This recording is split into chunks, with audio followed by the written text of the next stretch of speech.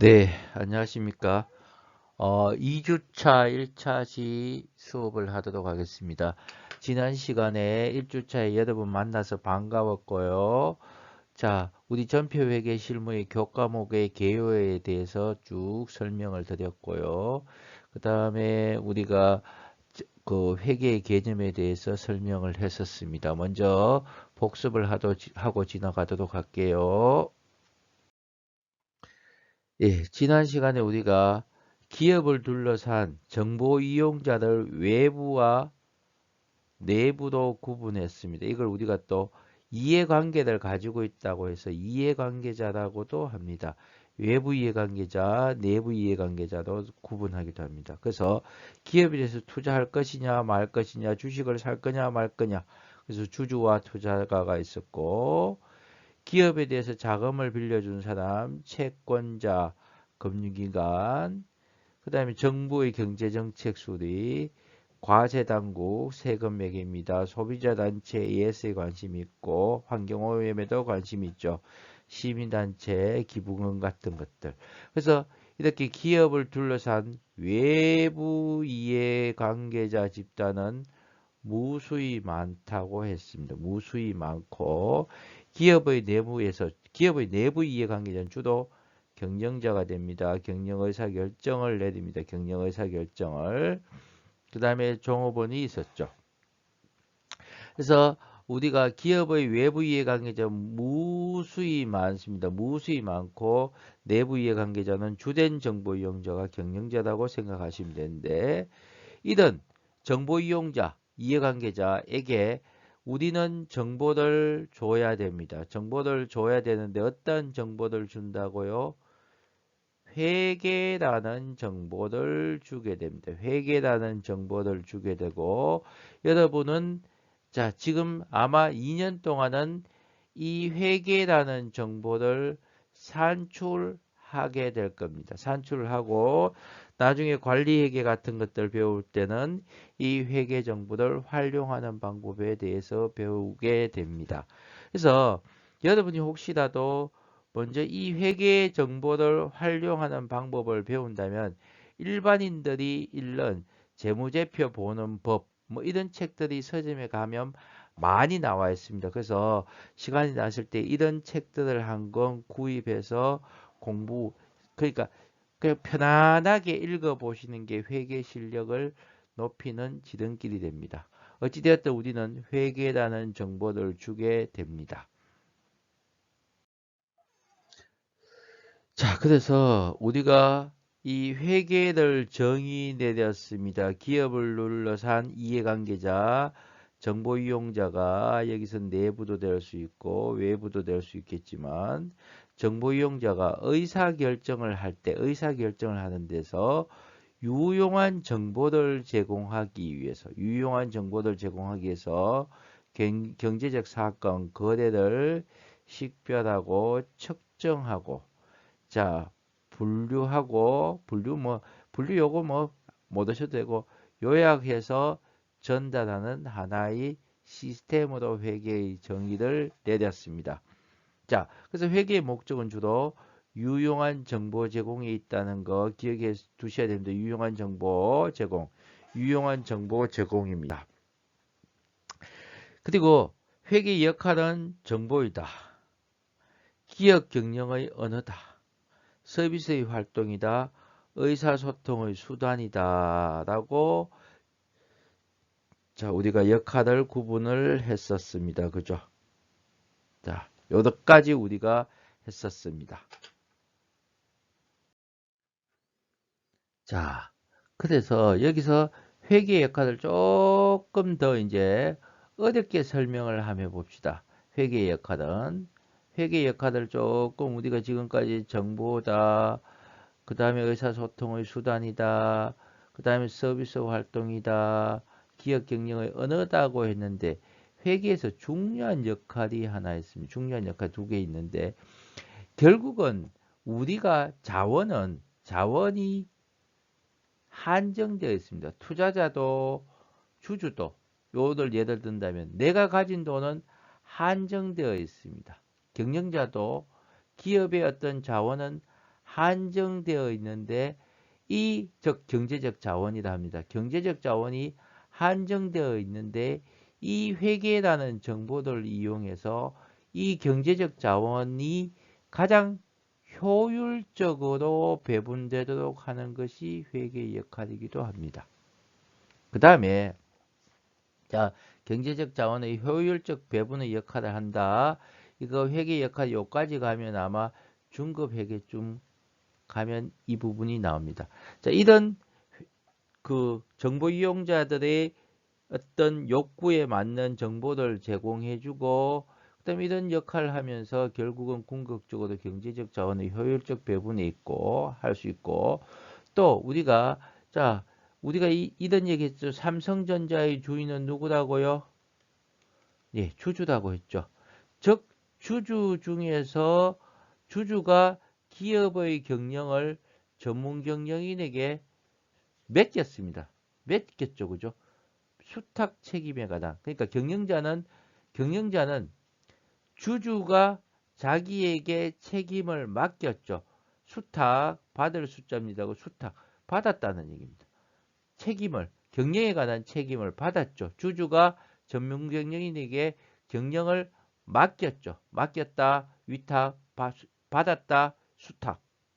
자, 그러니까 수탁 책임에 관한 보고를 위한 내가 이렇게 경영에 관한 책임을 받아서 이렇게 잘 운영하고 있습니다라고 보고하기 위한 하나의 수단이기도 합니다.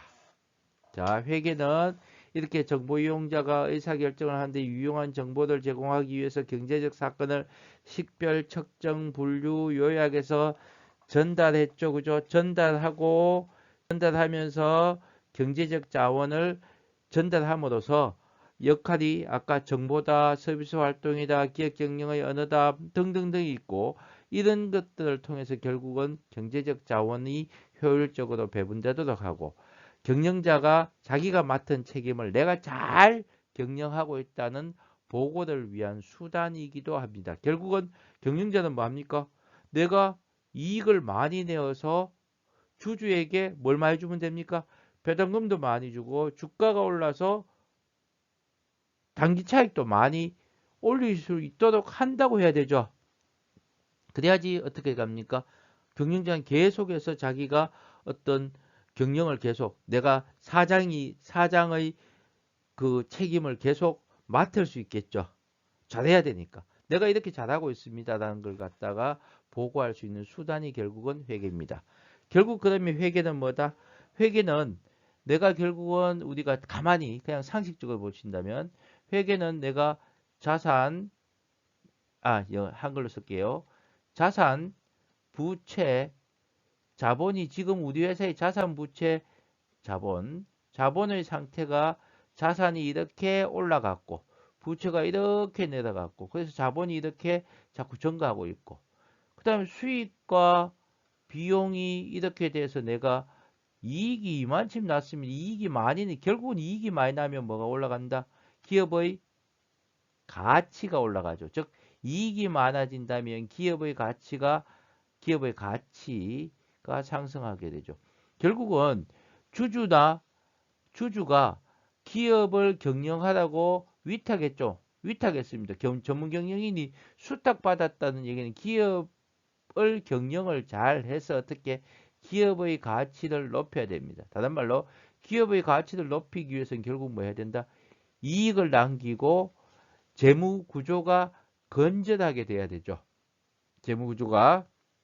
그래서 그걸 어떻게 얘기한다? 이걸 일일이 말로 얘기할 수 없고 회계라는 정보를 통해서 이야기할 수 있다는 얘기죠. 그래서 회계가 수탁 책임에 관한 보고를 위한 하나의 수단이기도 하는데 이거 여러분 지금 회계 원리에서는 이까지는 못 오셔도 되는데 쭉 나오셨기 때문에 한번 그 이해를 돕기 위해서 요거는 조금 어려운 축에 속하지만 한번 같이 연결해서 한번 설명했습니다.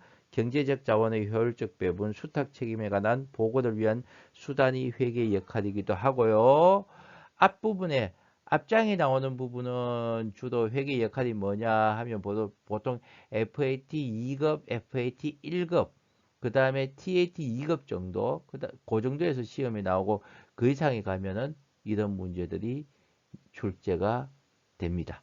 제가 출제되는 유형도 가끔씩 설명을 할게요. 그 다음에 이게 중요하다는 건 이해되시죠? 그죠? 네. 다음 장 보도록 할게요.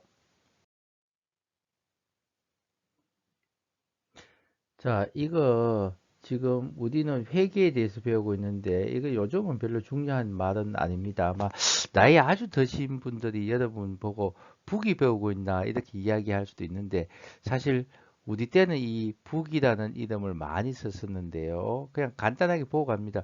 북이는 이렇게 여기에 장부 부자입니다. 그냥 옛날 상식을 그냥 옛날 거 한번 듣고 간다고 생각하세요. 요건 기록할 기자죠. 기록할 기자입니다. 그래서 아직 뭐 나이 드신 분들 북이라는 말을 쓸 수도 있습니다. 북이는 장부 기록의 준말입니다. 장부 기록을 줄였는 말이 북인데 그래서 이 북이의 정의는 거래입니다. 우리가 경제적 사건을 기록, 계산, 정리하는 하나의 아트로서 기술이라는 얘기죠. 그러니까 기록하는 것까지가 북입니다. 북인데 요 기록하는 데다가 북이라는 기록하는 데다가 뭐가 붙었다? 정보를 제공하는 것이 붙는 게 뭐다? 회계라고 생각하시면 됩니다. 그래서 북이라는 용어가 뭐죠? 이렇게 생각할 필요 없겠죠. 북이는 그 장부에 기록하는 것을 북이라고 하고 아마 우리 중간중간에 북이한다 이런 말도 나올 수도 있습니다. 그냥 용어만 익히고 갑니다. 북이에다가 정보 제공이 포함된 게 회계다. 즉 북이 장부에 기록해서 전달의 기능이 포함된 게 회계입니다. 됐죠? 그래서 요 정도만 한번 듣고 간다고 생각하세요. 듣고 가는 거 뭐 크게 중요한 건 아닌데 이거 과거 최근에도 문제 내는 사람, 시험 문제 내는 사람이 있는데 신경 쓰지 마세요. 한번 들었기 때문에 절대 안 틀립니다. 회계는 부기에다가 장부상 기록하는 데다가 정보 제공, 전달의 기능이 더 있는 것이 회계라고 생각하시면 됩니다. 자, 회계의 종류에 대해서 한번 보는데요. 우리가 기업의 형태를 가만히 보면 물건을 사와서 판매하는 판매기업과 물건을 만들어서 파는 제조기업으로 나눌 수가 있습니다. 그래서 판매기업은 우리가 비즈니스 컴퍼니다 하고 이걸 뭐 일본식 용어로는 상기업 이런 용어 쓰는데 그냥 듣고만 넘어갑니다. 제조기업, 매뉴팩처링 컴퍼니에서 일본식 용어도 공기업, 뭐 이런 용어를 썼는데 넘어가고요. 그래서 이제 이 기업은 가만히 보면 물건을 그냥 단순히 사와서 판매하는 회사와 물건을 만들어 파는 회사로 나눌 수가 있습니다. 자, 물건을 만들어서 파는 회사. 자, 판매 기업은 자금을 투하해서 구매를 해서 상품을 사가 와서 판매 활동을 거쳐서 자금을 회수합니다. 자, 볼게요. 내가 500원을 들여서 상품을 사와서 700원의 물건을 팔았다. 그럼 얼마 이익이 남는다? 200원이죠. 그죠? 이게 판매 기업입니다. 근데 가만히 보시면 우리가 물건을 사가 와서 500원 사와서 700원에 팔았다. 자, 요게 700원이 뭐가 됩니까? 매출액이 되고 요게 뭐가 됩니까? 500원이 매출액에 대한 원가가 되죠. 매출 원가가 되고 이 200원이 이익이 될 겁니다. 그죠? 매출 이익이 될 겁니다. 그러니까 기업을 하면 제일 큰 수익원이 매출을 해서 이익을 남기는 거죠. 이익원이. 그럼 매출 이익 요거 외에 그 다음에 급여도 주고 뭐 다른 비용도 있을 거 아닙니까? 그죠? 그래서 이익을 계산하는 게 판매기업의 회계입니다. 이걸 처리하는 회계가 일반적으로 우리가 재무회계라고 생각해 두세요. 재무회계라고. 재무회계. 그래서 이렇게 단순하면 되는데 단순할 수가 없다는 얘기입니다. 한번 예를 들어 한번 설명해 볼게요. 우리가 생닭을 판매하는 회사라고 봅시다. 생닭을. 근데 생닭이 들어올 때마다 단가 다 틀립니다. 자, 아침에 냉장고 문을 열어보니까 500원치가 생닭이 있습니다. 근데 오늘 축구를 하는 날입니다. 축구를 하는 날이기 때문에 그 통닭 만들어 파는 회사에서 우리 생닭을 많이 사갈 것 같습니다. 모자리니까 우리가 700원을 추가로 구매했습니다. 그럼 내가 판매할 수 있는 양이 얼마? 네. 1200원치를 판매할 수가 있죠. 근데 판매할 때마다 막 내가 일일이 기록할 수가 없습니다. 근데 앞치마에 보니까 1500원이 들어가 있습니다. 팔았는 금액이. 매출액이 팔았는 금액이 1500원입니다. 그러면 원가를 알아야 되잖아. 원가가 얼마냐는 얘기죠. 어떻게 계산하게 하면 되겠어요? 생각 한번 해보세요. 자, 여기서 내가 얼마치를 팔았는가를 알아야 되는데, 이거 적을 시간이 없었습니다. 자, 그래서 냉장고를 열어보니까 300원치가 남아있습니다. 그럼 얼마치 팔았습니까? 네, 계산됩니까? 네, 900원, 900원치를 팔았다는 얘기죠. 자, 그러니까 매출액은 1,500원이고, 우리가 900원치를 팔았구나 하는 매출 원가가 900원. 그러면 600원이 매출 이익이죠. 이게 그만큼 중요합니다. 그렇죠? 요 원가를 계산해야지 그 다음에 급여라든가 이런 거 쭉 줘서 뭘 계산한다? 이익. 자, 그냥 듣고 이제 하나씩 용어가 조금 어렵더라도 자꾸 이야기할게요. 단기 순이익이 계산이 될 거다는 얘기죠. 이게 판매기업의 회계고, 제조기업의 회계는 판매기업의 회계에 하나가 더 붙는다는 얘기입니다. 무슨 활동? 만들어서 팔겠다. 제조해서 팔겠다는 얘기죠. 자금을 투하해서 구매를 합니다. 구매를 하는데 뭘 구매한다? 재료와 노무와 경비 등을 구매를 하고 제조를 해서 자금을 회수합니다. 판매를 해서 자금을 회수합니다. 500원치 투입해서 제품을 만들었습니다. 만들어서 700원에 팔았다. 500원이 다 제품 만드는 데 들어갔다면 이익은 200원이죠. 근데 여기서 이 부분에서 물건을 만드는데 얼마가 들어갔느냐는 얘기죠. 자, 우리 학교에 이 탁자가 있다면 탁자를 만들기 위해서 재료도 더 들어가야 되고 사람 인건비도 들어가야 되고 기타 다른 잡다한 경비들이 투입돼서 이 우리 책상을 만드는데 얼마가 들어갔는가가 나와야지 뭘 이익을 계산할 수 있다는 얘기죠. 그래서 요 행위, 즉 제품의 원가를 계산하는 것을 우리가 뭐 한다? 원가 회계라고 합니다. 원가 회계, 원가 회계. 그러니까 이 재무 회계가 이제 나중에 구분을 해드릴게요. 재무 회계보다는 이 제조기업의 즉 판매기업의 회계보다는 제조기업의 회계가 더 복잡하겠죠. 왜냐 원가 회계를 계산하는 한 단계가 다 있으니까. 자, 되시겠죠? 원가를 계산합니다. 그래서 이 회계 종류는 판매기업의 회계와 제조기업의 회계로 나눌 수도 있습니다. 자, 한 5분 정도 생각을 해 보십니다.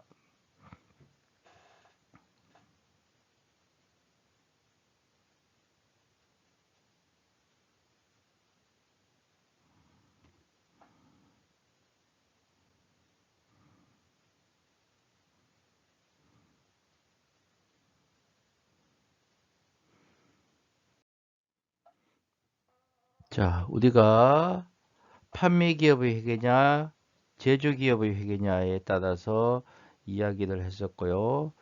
회계 종류. 자, 이것도 뭐 듣고 가셔도 됩니다. 요즘은 뭐 이런 문제 잘 안 나오니까요.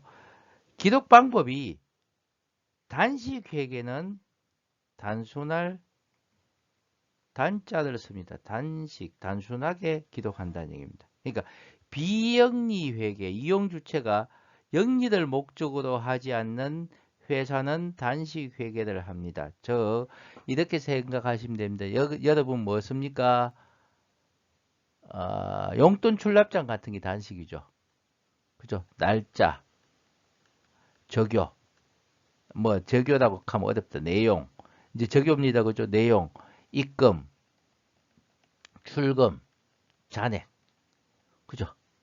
그러니까 단식에는 단순한 금전상의 수익과 지출 혹은 채권 받을 돈, 채무, 줄 돈, 채권 받을 돈, 채무, 줄 돈, 단순한 금전상의 수익과 지출이나 채권 채무의 변동관계를 단순하게 기록한 것을 우리가 단식회계라고 합니다. 학교, 사단, 재단, 종교단체, 가게 등인데 가게들 제외하고는 요즘은 대부분 복식회계를 합니다. 복식회계는 일정한 원리 원칙에 따라서 회계 처리를 하게 됩니다. 어떤 원리 원칙? 복식회계의 원리에 따릅니다. 그래서 우리는 지금부터 뭘 배운다? 복식회계를 배웁니다. 복식회계. 일정한 원리 원칙에 따라서 회계 처리를 하게 됩니다.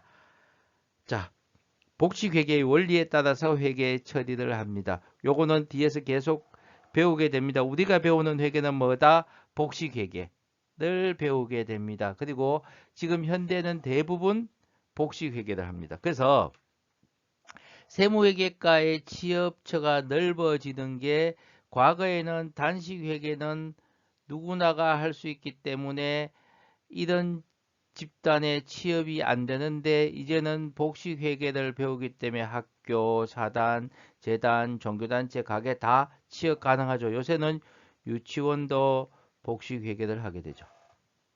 그만큼 이제 시장은 넓어졌다고 보시면 될 것 같습니다. 자, 요거 잠깐 1분 드릴게요.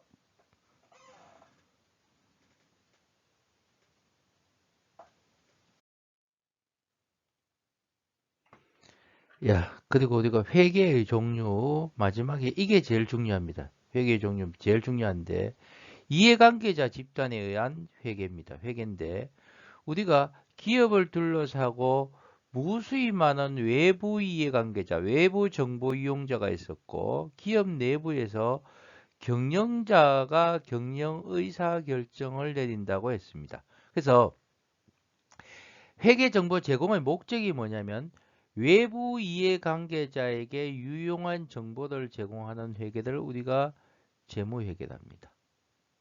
경영자의 경영 의사결정에 유용한 정보를 제공하는 회계를 관리회계라고 합니다. 그래서 이렇게 재무회계와 관리회계로 나눕니다. 자, 그러면 재무회계는 이미 거래가 발생된 것을 식별하고 측정하고 분류하고 요약해서 전달합니다. 이미 거래가 발생되었기 때문에 시점이 과거에 일어난 것들을 요약을 해서 어떤 형태로 요약한다? 재무제표의 형태로 요약해서 전달을 합니다. 전달을 한다. 널리 알립니다. 전달을 해야 되죠. 널리 알리는 게 의무적입니다. 널리 알린다. 자, 기업이 어떤 주장을 합니다. 주장을 하는데 외부 이해관계자에게 주장을 하죠. 자, 요게 공시입니다. 자, 의무적이고 이런 주장을 할 때, 이런 주장 회계 정보를 제공할 때, 자, 회계 정보를 제공할 때 뭔가 형식이 재무제표의 형식이 있고 뭐에 따라야 된다? 계획에 따라야 된다. Generally accepted accounting principle 일반적으로 인정된 회계 원칙, 우리나라에서 기업 회계 기준이라고 생각하시면 됩니다. 따라야 됩니다. 따라야 되고 그 다음에 측정 방법은 화폐로 측정합니다. 화폐로 측정하고 재무회계는 제가 얘기합니다. A 대 B는 C 대 D다. BC는 AD다.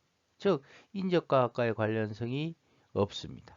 별로 재무회계는 수리적 개념이 들어가지 않습니다. 그러나 관리회계는 경영의사결정이란 게 앞으로 어떻게 할까죠. 향후에 어떻게 할까. 그래서 미래지향적이 됩니다. 그리고 주된 보고 대상자는 경영자가 되고 관리에게는 화폐나 물량 단위로도 이루어집니다. 기계가 A라는 기계가 100개 생산했는데 B라는 기계로 대체할까? 200개 생산하는 걸로 바꿀까 말까? 즉 물량 단위로도 정보를 제공해야 됩니다. 그리고 관리에게는 경영자만 보면 되기 때문에 일정한 형식이 없습니다. 없고 일반적으로 인정된 회계 원칙을 따를 필요도 없고 공시를 할 필요도 없습니다. 근데 관리에게는 뭐하다? 수리적 개념이나 인사관리, 생산관리, 즉 인적과학과의 인적학문과의 관련성이 매우 높습니다. 자, 다시 볼게요.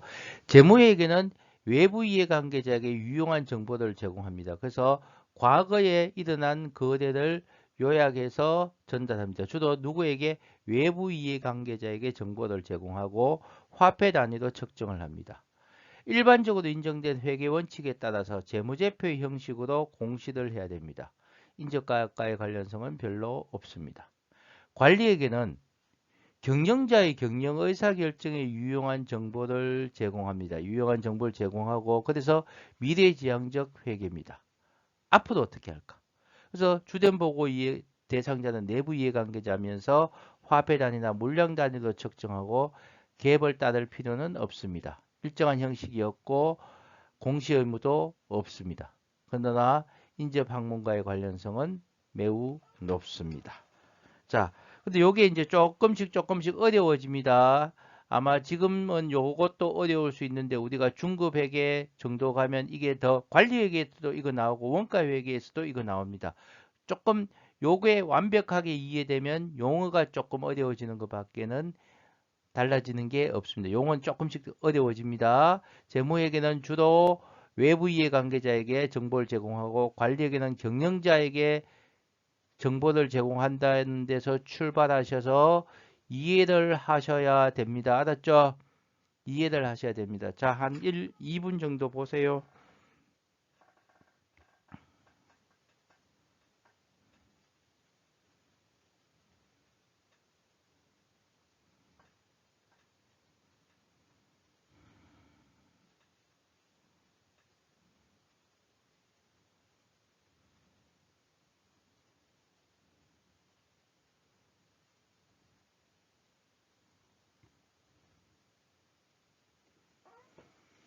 자, 요게 제일 중요합니다. 회계 종류 중에서는 이게 제일 중요합니다.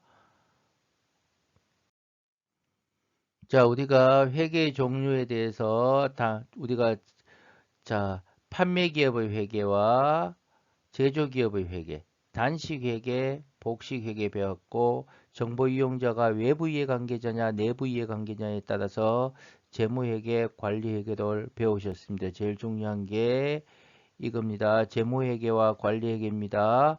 자, 요거 될 수 있는데도 반복해서 들어서 이해를 하셔야 됩니다. 출발선은 정보 이용자가 누구냐입니다. 외부 이해관계자는 우리 기업에 대해서 정보를 누가 요구하는지를 다 알 수가 없습니다. 그러니까 어떤 일반적으로 인정된 회계원칙 GAAP를 따라서 일정한 형식을 가지고 그냥 공시를 합니다. 우리가 공시를 합니다. 보통 기업이 설립되면 정관이란 게 만들어집니다. 회칙이라고 우리가 일반적으로 모임 만들 때 회칙이 있듯이 정관이 만들어지면서 우리는 공시를 어떻게 하겠다.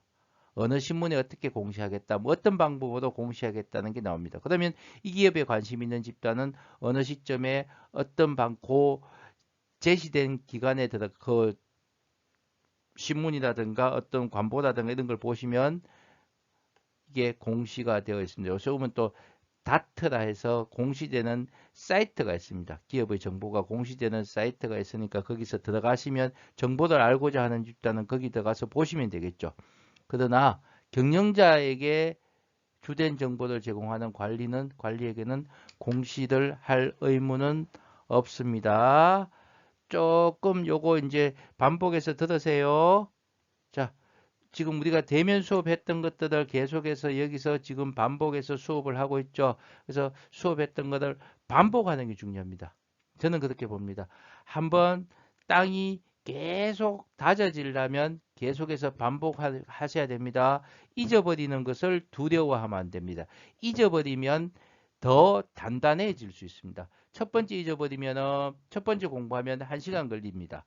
1시간 걸리고 1시간 만에 잊어버릴 거. 두 번째 공부하면 20분 걸리고 그 다음에 이게 1시간이 3시간을 기억할 수 있고 그러다 보면 1분 만에 공부하고 8씩 그리고 평생 내 것이 됩니다. 그래서 반복하셔야 됩니다. 계속해서 자 조금 아마 회계 처음 배울 때 힘들 수 있지만 잘 차근차근 잘 갑시다. 자, 또 다음 시간에 만나도록 할게요. 수고하셨습니다.